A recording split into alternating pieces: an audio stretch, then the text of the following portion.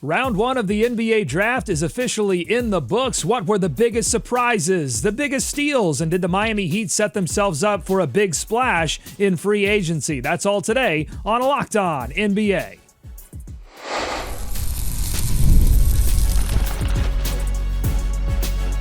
You are Locked On NBA, your daily NBA podcast. Part of the Locked On Podcast Network, your team every day. Welcome to Locked On NBA. Thanks so much for making us your first listen of the day. We are free. We are available wherever you get your podcast, part of the Locked On Podcast Network, your team every day. I'm Doug Branson, host of Locked On Hornets and your Shot Clock Sherpa, guiding you through the NBA's biggest stories every day with the help of Locked On's local experts. And I have two of the best with me, as always, from the Locked On Nuggets podcast. He's senior NBA writer for the Action Network. It's Matt Moore. Matt, did you enjoy your night off? Yeah, it was great. It was great to just not do anything. It was absolutely phenomenal. They held a draft party in Denver, and I was like, should I go? What if they do something? What were they? Yeah, what were they celebrating? They're not going to do anything, and so I did not go. It was 4 beat writers in a room eating pizza and then going home. That's all it was. All right. From the Locked On Bulls podcast, we've got Haize. Haize, what was the party like in Chicago? Oh man, it's for some reason people are depressed out here, and I couldn't be more happy. Maybe that's me again being the agent of chaos, but you know, it is what it is. All right, the Bulls take the high upside Noah Essengay. You can learn more about him on Locked On Bulls. Let's continue to talk about draft. And, things looked relatively normal early. Cooper Flagg goes first to Dallas. We knew that. The Spurs, they don't overthink things. They take Dylan Harper. No bluff from the Philadelphia 76ers. They take VJ Edgecombe. Charlotte fills a wing need with Con Knipple from Duke. And then we get to number 5, the Utah Jazz, and they select Ace Bailey out of Rutgers, despite reports suggesting that was not a team that Bailey wanted to end up on. I want to hear from Matt and Haize on this, but first let's hear from David Locke of Locked On Jazz on why the Jazz seemed to ignore all of the noise and made Ace their pick. I think the Jazz were completely unfazed by all of that. I think it was irrelevant to them, and they made the decision that at number 5, he was the best player available for them. The Jazz have been in the midst of this rebuild for a while, but they don't have pieces on this roster right now that you're not trying to duplicate or avoid. They're looking for the best player available. 6'8", 7-foot wingspan, 8'11" standing reach. It's not something you can get very often. Plus, he makes shots. That's the 5th pick of the draft, a surprisingly low 5th pick of the draft. You remember when he came out of high school in Georgia, he was the number 1 player in the country, expected to be the number 1 pick of the draft. Then Cooper Flagg reclassified, and he slid down to, at that point, either 2 or 3, ends up 5. All right, Matt, what do you think about Austin Ainge's first bold move as head shot caller in Utah, taking Ace Bailey with the 5th pick? If he's your guy, he's your guy. I think it's interesting because you got Collier, right? And then you got him. We'll see what they do with Markkanen. And then Kessler's a really good big. Like, they've got some talent there. You got some defenders. You've got some young guys. Like, there's a little bit of I think, opportunity there. If you feel, I will say this, I think the Jazz organization, the team has not been good, but oftentimes fans confuse how good a team is with how good the org is. And like, good orgs will go through periods where they are bad. And that's a good organization. They have smart people there. So they have the infrastructure to kind of, I think, probably withstand at least some of Bailey and his personality and preferences and what his agent thinks. And now that it's like done, you know, Bailey gets to make the most of it. You're basically putting it before the kid like, hey, we know how good a talent you have, but the system in place means you don't get to pick where you go. And we took a shot on you because we think you can be great for us. So he gets to either embrace that opportunity or not. And that's his decision from where his career goes from here. Yeah, I commend the Utah Jazz for not worrying about all the noise and just taking the player that was best available on the board, because the Jazz are a team that's committed to trying to find a star, and they're going to be bad until they find a star. And so taking a shot at a guy that was projected at one point to be the number 1 pick in the draft, do it. Like, work it out at that point. You now have an opportunity to have Ace Bailey there. You can continue to build a team and build a culture where Ace Bailey feels welcome. And you got all the way through restricted free agency. You got years before you really need to worry about this coming to a head if Ace Bailey is going to stay there or not. So use that time to develop him right, put him in positions where he can, you know, he wants to be a star and be used and have opportunities to grow his offense. You have everything to give him that. And at that point, like you got the talent in the building. It's easier to keep talent once you have it in the building and try to go out and obtain it. I think that's what the Utah Jazz decided to try to do here. Haize, we've seen the player empowerment era creep further and further out. Mm-hmm. I just want to throw this at you. What happens if this kid demands a trade before camp? Oh, I think you look at him and you say, yeah, thank you for that. We've heard your request. We will file that with HR. We'll see you at training camp. Duly noted. Do you feel like that the Philadelphia 76ers or the Charlotte Hornets missed an opportunity to do the same thing, Haize?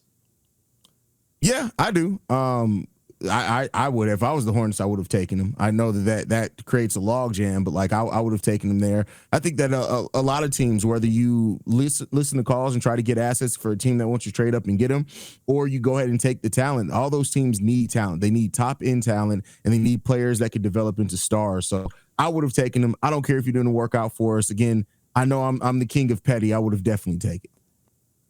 The Knibble selection was so uninspired to me, but I still wouldn't have taken Bailey. I think they probably worked the Wizards till the last minute to try and get a move-up opportunity. I think the Wizards held firm, thinking that there was no way the Jazz would take him because they knew Bailey didn't want to go there.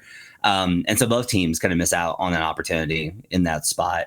I don't think that the Hornets should have taken Bailey. They're not in a position, I think, with that locker room to take on that kind of personality and that kind of presence and that kind of attitude. Like they need somebody who's going to come in like, just going to do my job. And that's why I think Knipple's fine. It's uninspired, but I think it's fine.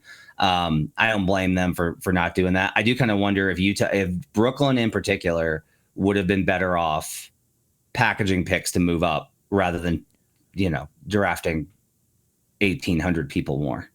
Yeah, we'll dig in deeper into the Nets situation. 5 picks in the first round. They make all 5 picks. You just alluded to it there, Matt. We didn't see really any big moves, particularly in the top 10. We saw one move up into the very late lottery. Are you surprised that we didn't see more trades 3 through 10? That seemed to be what was telegraphed to happen, and it didn't. Not really. I don't think the Pels were ever as much in we have to get this kid. It was kind of programmed. I think the Pels were very much in if he's there, we'll take him. They took Fears because he fell. I think they were going to take the best guard that they had in those 2 spots, and they didn't. If both those guys were gone, I think they were taking Maluach. So I think they were fine with any of those guys. One thing that I was told by somebody that worked in personnel a long time ago is you don't just have a board. You have a board that's got value to it. Like these 3 guys we really love. These next 3 guys, okay. And if all 3 of your guys are gone, then you're looking at their AD. You got to look either to trade up or trade back. So that kind of, I think, differential. I think that they were very high on Fears. I think they were very high on Bailey. And I think they were very high on Maluach. And I think that they were able to take Fears because he was higher on their board. And that's just kind of how it goes. And the other teams, I don't think were really in a position to give any of those squads what they wanted for the value of a top 3 pick. Haize, did we overrate this draft a little bit? If you didn't see a lot of teams, vying to get into the top 5, into the top 10, did we maybe overrate this draft a little bit? No, I don't think that we overrated the draft. I think this draft is gonna shake out to be what people realize is a really talented draft. I have no doubts about that. I just think with teams not willing to move up, I think that they just realize like after a certain point, a lot of the talent had very similar upsides. Now, some had higher floors than others, but very similar upsides. And I think that's what we saw throughout this draft is that teams were very comfortable waiting for, to Matt's point, that they had probably tiers. And there were a lot of guys all in similar tiers. And so they were just comfortable taking who fell to them there. And I think a lot of teams got exactly what they needed, trade or not. So I think we're going to look back on this draft very favorably. The most valuable asset.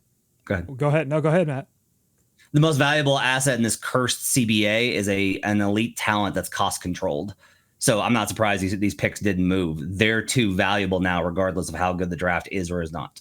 Okay, Matt isn't surprised. Haize feels like some teams did win last night. I want to know what your biggest surprises were, your biggest steals, and your winners and losers. We'll get that on the other side. Plus, the Miami Heat, some news breaking from Shams during the draft that they are eyeing a big splash in free agency. We'll tell you who that is. And were some teams, did they have a plan in the NBA draft, or were they panicking? I'll ask Matt and Haize that ahead on Locked On NBA. Today's episode of Locked On NBA is brought to you by Wayfair. There's nothing like stepping in to your own outdoor space and feeling like you've escaped to a personal oasis. If you are wanting to update your patio this season, Wayfair has made it so easy to turn it into a space that feels like yours, comfortable, stylish, ready for summer. Wayfair has everything you need to level up your outdoor space: conversation sets, outdoor bars, fire pits, hot tubs, gazebos, and yes, even those perfect string lights to set the vibe. It's like giving your backyard that resort feel without having to shell out the resort price tag. I'm in the middle of giving my own front porch a refresh. My style leans clean and modern, so I loved that I could go to the website and filter out the items that I wanted and find exactly what I needed to fit my space and my budget and my style. Don't wait. Make your outdoor space yours and your dream oasis today with Wayfair and enjoy it all summer long. Head to wayfair.com right now to shop a huge outdoor selection. That's WAYFAIR.com. Wayfair, every style, every home. More Locked On NBA ahead.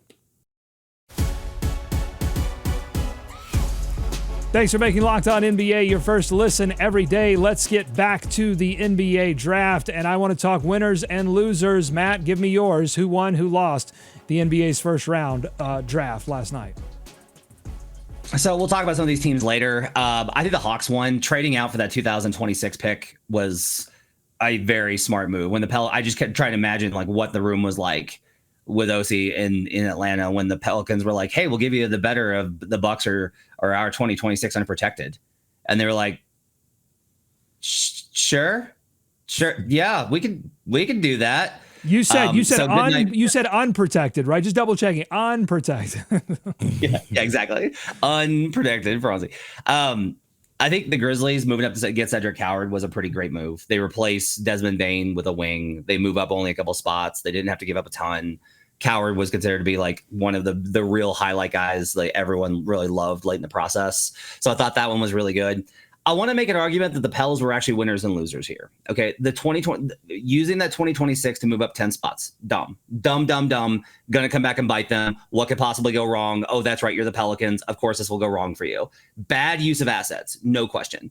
What I do want to kind of mention though is, all right, Fears, Herb Jones, Trey Murphy III, Derek Queen at power forward alongside Yves Missi. When Zion Williamson's unavailable, they have a young core who can all play and who fit together. This to me program like this is a plan for a future where Zion is not there for injury or trade. And that to me is very smart. Like when you look at it on the surface, you're like Zion and Derek Queen don't go together at all. But when you look at it from, Queen and Missi fit very well together. Now all of a sudden I like Fears a lot. He was one of the higher guys that I looked at. So bad use of assets to get there. But I like the actual roster design that they've taken on the last couple of days. I gotta agree with a lot of what you said there, but I want to key in on the Memphis Grizzlies with Cedric Howard. I think that this, when I believe I said it on the show, if not, I do so many shows. When the Grizzlies traded Desmond Bane and they got that pick back, I said that if Coward's there, they're going to take Coward. I didn't expect them to trade up and get him, but I'm glad they still got him. He is perfect for what they need. You look at the defensive intensity that they had. He comes right in. He's able to do that. He's a really good catch and shoot player. I'm not saying he's going to automatically replace the production that Desmond Bane brought, but you got yourself a pretty darn good replacement on top of still adding KCP and other pieces. I think the Memphis Grizzlies walked away with exactly what they needed while cutting salary in the trade that they made. This was almost a perfect draft for the Memphis Grizzlies. Shout out to them for being aggressive and going out there and getting their guy.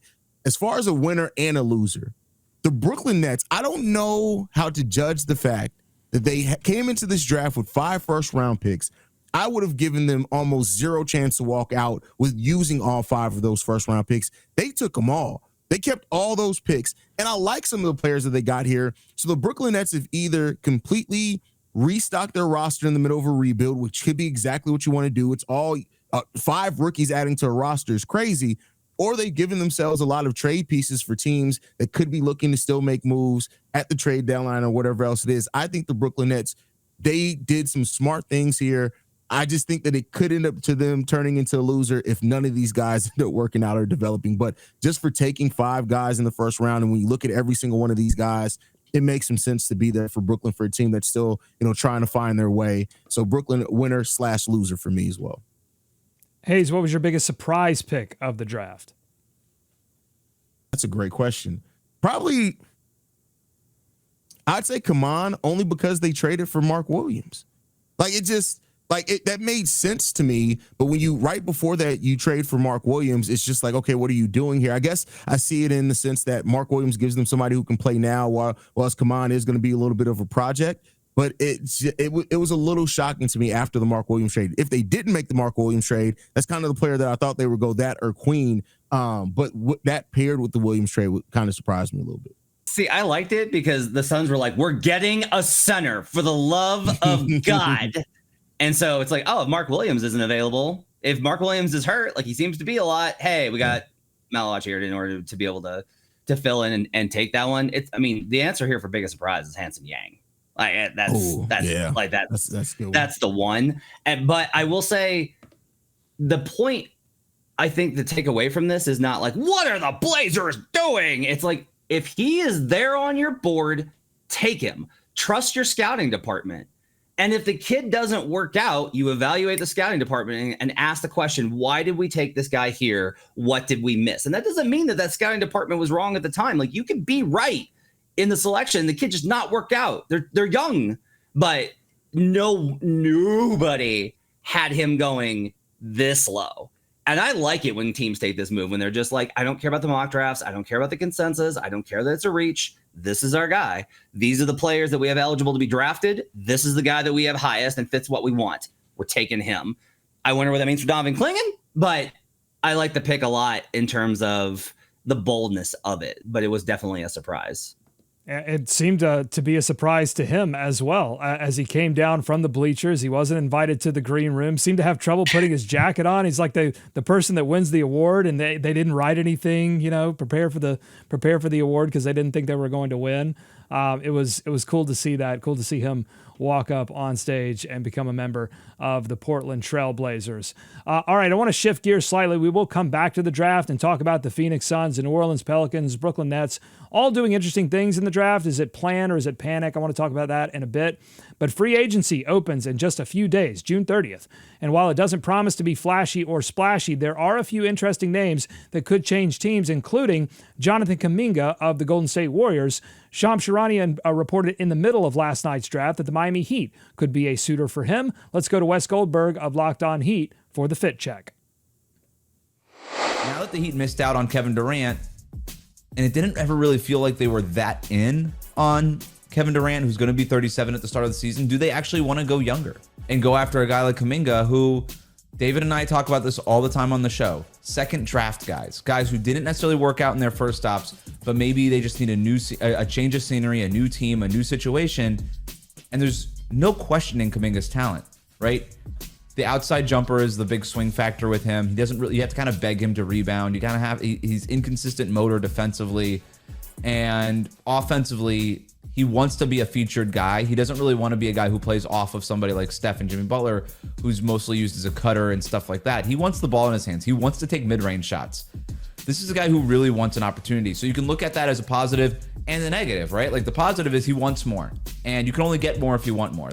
This is a guy who wants it. He wants it desperately. It doesn't mean it's going to work out, but he's clearly looking for a change of scenery.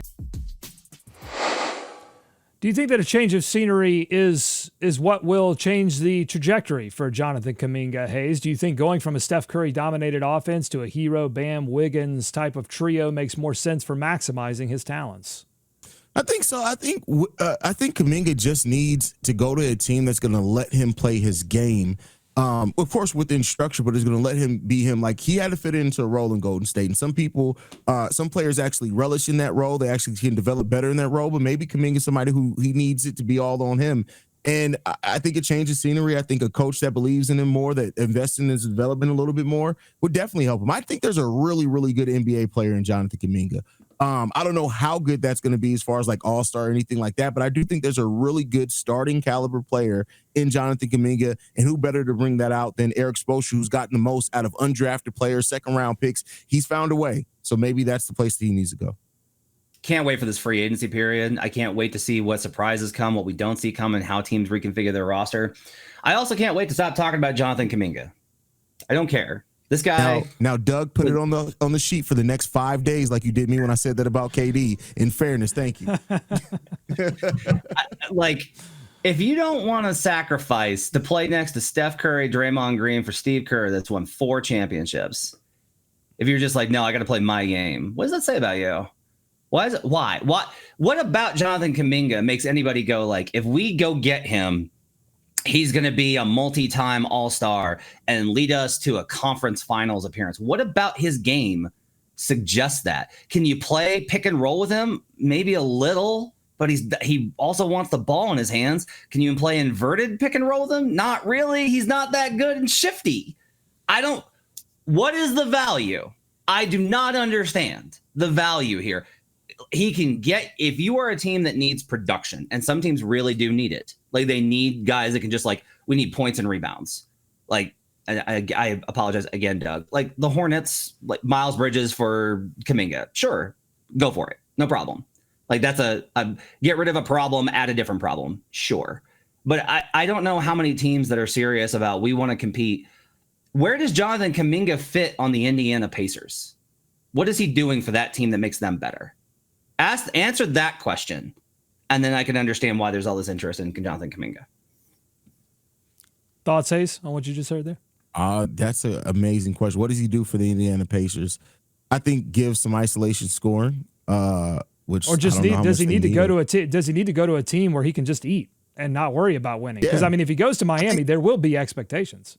Yeah. I think he does need to go to a team. Not to say that you don't have to worry about winning, but I do think he needs to go to a team that even if they say, all right, you're gonna get 12 possessions a game to do you. Go out there and eat off those 12, 14 possessions a game, and then we need you to play within the structure of the offense. It doesn't mean that you're not going to get shots other time, but we're going to get you that. I think that's something that he can thrive and live in. And I also think sometimes you just maybe you just need a change of voice there, and so maybe Eric Spoelstra can be that change of voice for them as well. Patrick Williams for Jonathan Kuminga. Send it in. Let's be done. I'd do it. Why? It's Patrick. Come on. Patrick Williams is a guy that Patrick Williams is a guy that has had that opportunity. He's looked at it and said, oh, no, you want me to shoot? No, I'm good. I'm going to pass it. I don't want to shoot. That it's two different mindsets. Kaminga wants to shoot. Patrick Williams is like, hey, what? You shoot me? Do you want me to shoot? And that's been part of the problem with Patrick Williams. All right, meanwhile, Patrick Williams would go to Golden State, and all of a sudden it's like, wow, Patrick Williams is shooting 41% from three, and he just sits there. He's become such a great defender next to Gary Payton. It's amazing. Yeah. System fit, player desire. A lot of the stuff that we talk about around the NBA draft can apply to players 4 or 5 years into their career. Let us know what you think on YouTube.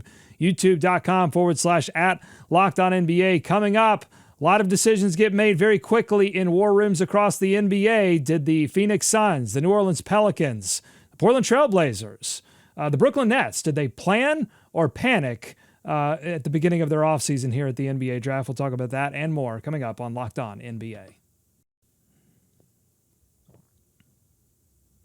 Today's episode of Locked On NBA is brought to you by Skims. If you've been on the hunt for men's underwear that actually fits right, feels great all day, and doesn't stretch or ride up, I've got good news. Skims has you covered. You've probably heard the hype. I certainly have. And let me tell you, it's real. Skims Men's offers a full lineup of boxer briefs. They've got classic briefs, cotton, stretch options, all designed for comfort, style, and movement. It's the trifecta.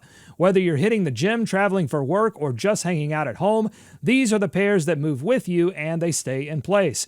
If you want something for working out, the Stretch 5-inch boxer briefs gives you mobility without that synthetic, overly athletic feel. Prefer a classic look? That's the Cotton 3-inch boxer briefs. They're soft, they're breathable, and they're built like the ones you've always loved. They're just better. And if you're a briefs guy or curious to try them again, Skims nailed the sleek, secure fit that makes you forget you're even wearing anything at all without sacrificing support. Very important. Shop Skims Men's at skims.com/lockedonnba and Skims stores, and let them know we sent you. After you place your order, select podcast in the survey and select our show, Locked On NBA, in the drop-down menu that follows. Skims is the official underwear partner of the NBA, the WNBA, and USA Basketball. More Locked On NBA ahead. Thanks again for making Locked On NBA your first listen every day. I want to turn back to the draft. It can be difficult to figure out if the decisions that are made within that very short window of time that is the NBA draft, it can be tough to figure out if it's all part of a plan or if it's just made in a moment of panic by front offices. So that's why I've got the local experts here on this podcast, Matt Moore and Haize, to help me figure it all out. Let's play a game of plan or panic, and we're going to start with the Phoenix Suns, who, as we already mentioned, they really loaded up on center in this draft after failing to find one in their trade of Kevin Durant. Let's hear from Locked On Suns about all the centers, all the bigs that they acquired in this NBA draft. This is exactly who I wanted the Phoenix Suns to get, because you and I both agree here. I don't think the wing position was the biggest area of need. I believe it was the center position, especially this year, man. It was Nick Richards, who we could potentially talk about later, who we're not really sure now where he fits in this equation, Oso Ighodaro, and Mason Plumlee. Just from an athleticism standpoint, going from your backup big now, which we can get to Mark Williams later, Mason Plumlee, to Khaman Maluach, that is night and day. Is he going to have hiccups? Sure, man. But not only just that, but the defensive presence that I believe he will ascend to. Okay, Matt, plan or panic? The Phoenix Suns trading 2 firsts. One is definitely a late first round. The other seems to be a future late first round pick, but 2 firsts for Mark Williams and then getting Khaman Maluach at 10. Plan or panic? The Phoenix Suns.